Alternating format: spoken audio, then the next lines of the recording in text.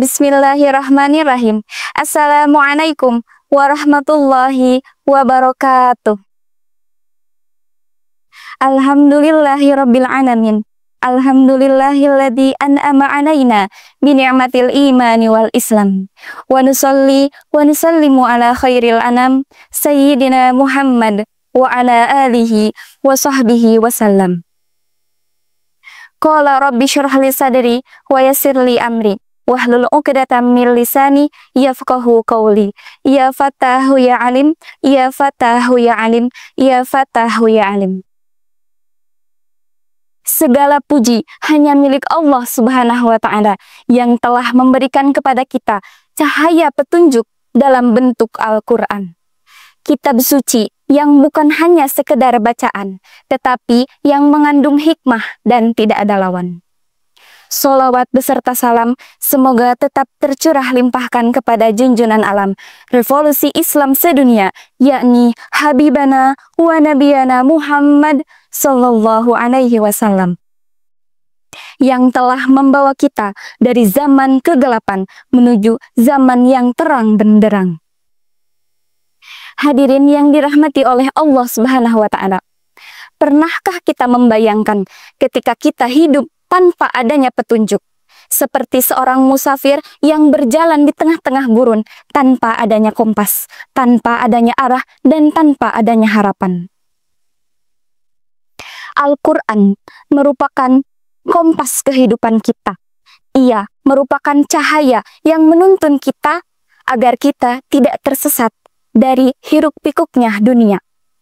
Sebuah kitab suci yang bukan hanya untuk dibaca, tetapi difahami, diamalkan, agar kita mendapatkan keberkahan di dalam kehidupan kita. Rasulullah Shallallahu Alaihi Wasallam bersabda, "Khairukum man ta'allamal Qur'an wa 'allamahu." Sebaik-baik di antara kalian ialah yang belajar Al-Quran dan mengajarkannya. Hadis riwayat Bukhari. Dari hadis ini, kita dapat belajar bahwa belajar Al-Quran, memahami Al-Quran, dan mengajarkannya merupakan amalan yang sangat mulia. Lalu, apakah dengan kita menghafal Al-Quran, dengan kita mengamalkan Al-Quran, kita akan mendapatkan impact untuk diri kita? Tentu saja, ada hikmah yang insya Allah akan kita dapatkan ketika kita menghafal dan memahami Al-Quran.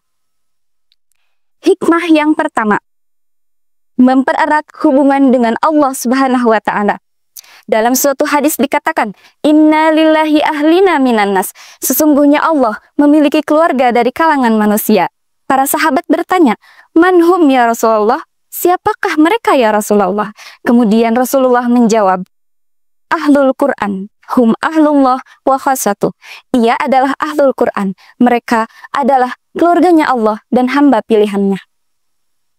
Setiap ayat yang kita hafalkan menjadikan jembatan yang menghubungkan hati kita dengan Allah Subhanahu wa Ta'ala. Setiap kita membaca dan merenungkan ayat-ayat Al-Quran, kita akan lebih merasakan kehadiran Allah di dalam kehidupan kita. Kalau sinyal internet putus, kita masih bisa mencari wifi. Kalau hubungan Allah dengan kita renggang, maka kita akan dalam masa tenggang. Hikmah yang kedua, meningkatkan daya pikir dan ketenangan jiwa. Menghafal Al-Quran dapat melatih otak kita untuk berpikir lebih optimal, meningkatkan daya ingat, dan memperkuat konsentrasi. Selain itu, lantunan ayat suci Al-Quran dapat memberikan kedamaian dan ketenangan di dalam hati kita. Cocok nih buat orang yang suka overthinking, bahkan pada sesuatu hal yang sebenarnya belum terjadi.